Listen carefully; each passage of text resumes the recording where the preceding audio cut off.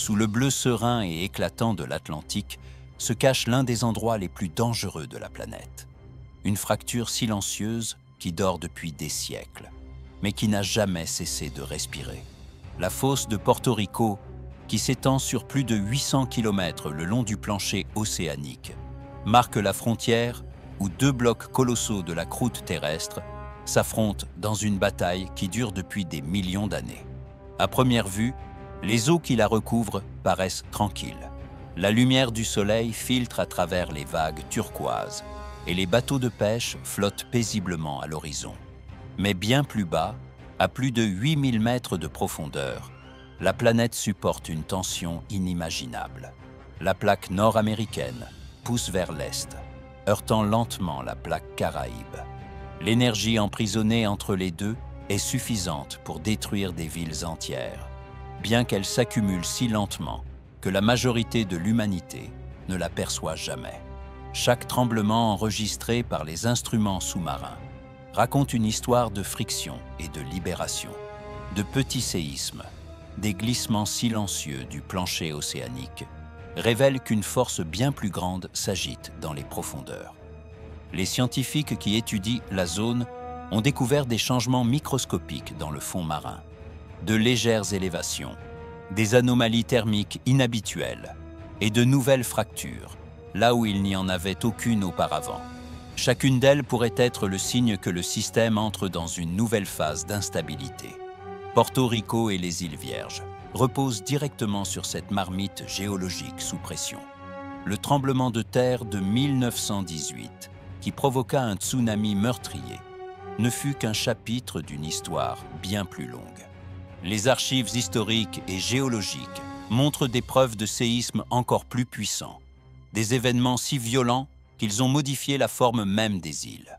Des couches de coraux surélevées, des plages déplacées et des sédiments marins enfouis racontent les traces de tsunamis anciens qui, autrefois, ont entièrement ravagé les côtes.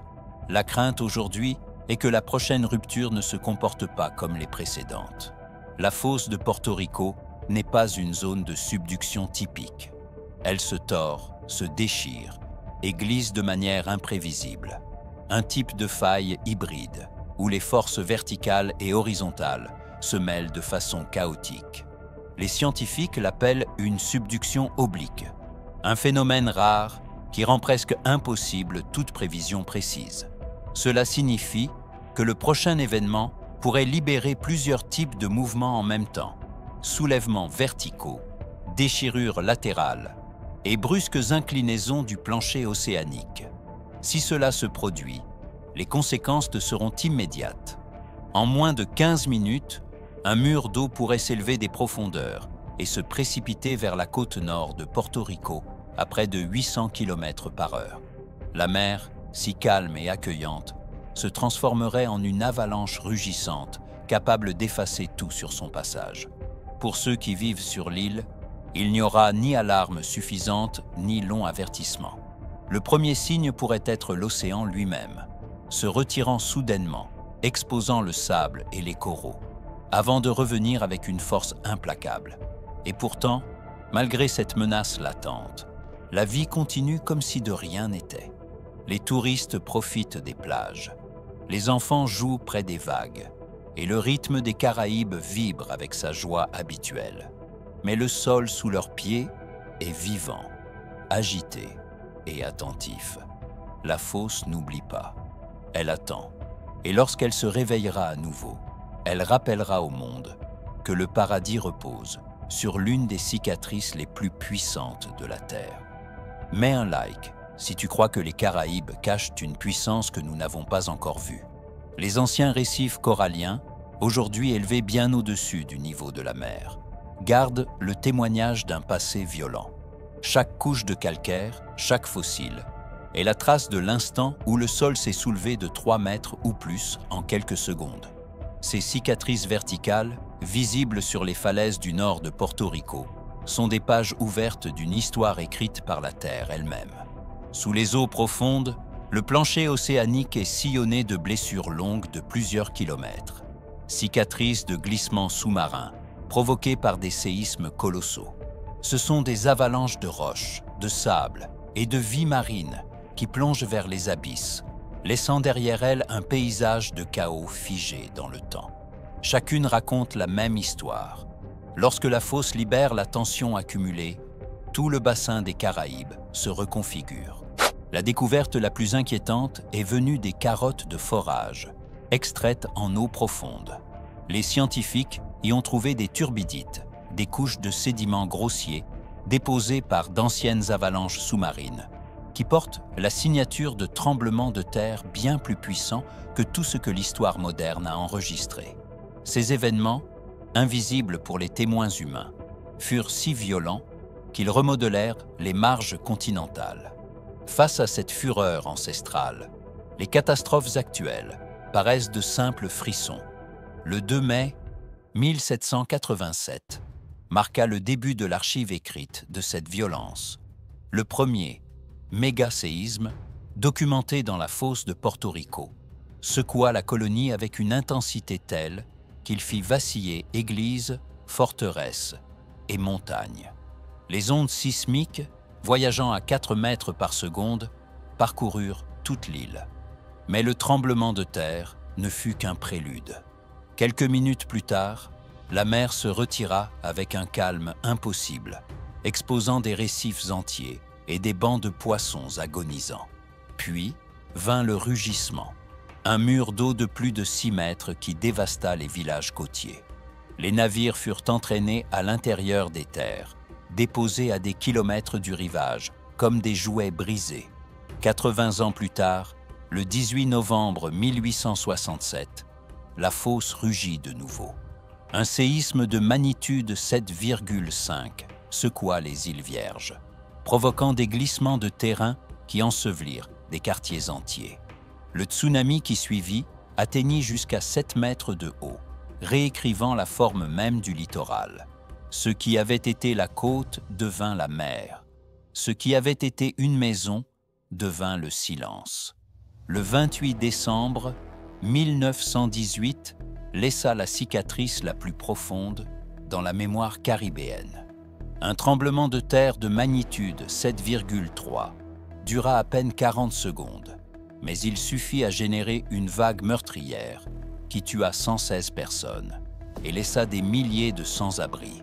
Des municipalités comme Aguadilla et Mayagüez furent dévastées, leurs ruines éparpillées parmi les coraux, les algues et le bois brisé.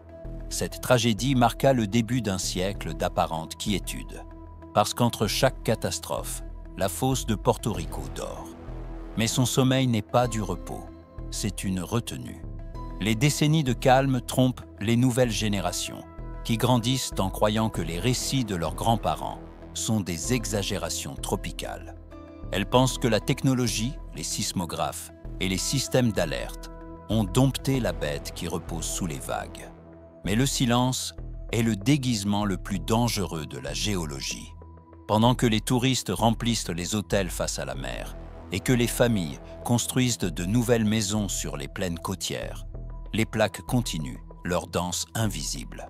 Chaque frottement, chaque micro-secousse accumule de l'énergie, faille après faille, grain après grain.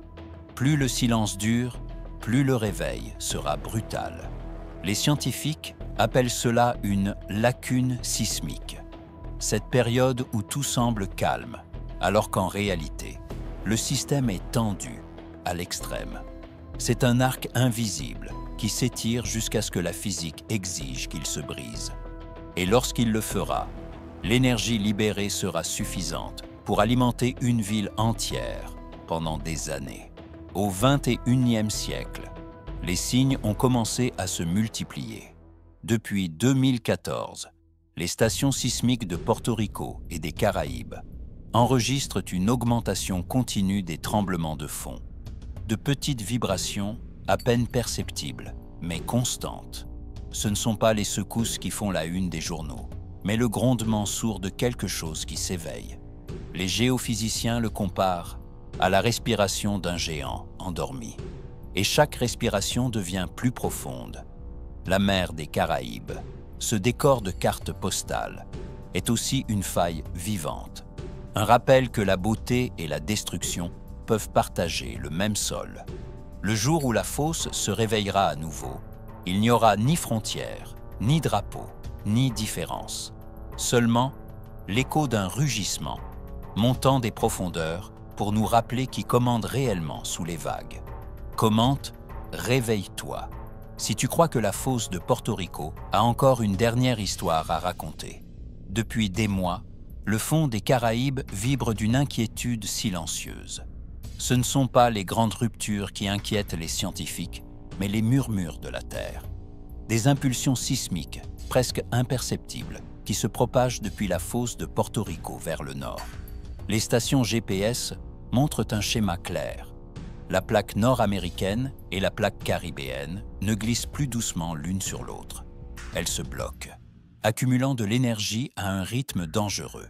Les experts de l'USGS et de l'Institut sismologique de Mayagüez ont détecté des signaux correspondant à un blocage de subduction, une condition préalable aux mégaséismes les plus dévastateurs de la planète.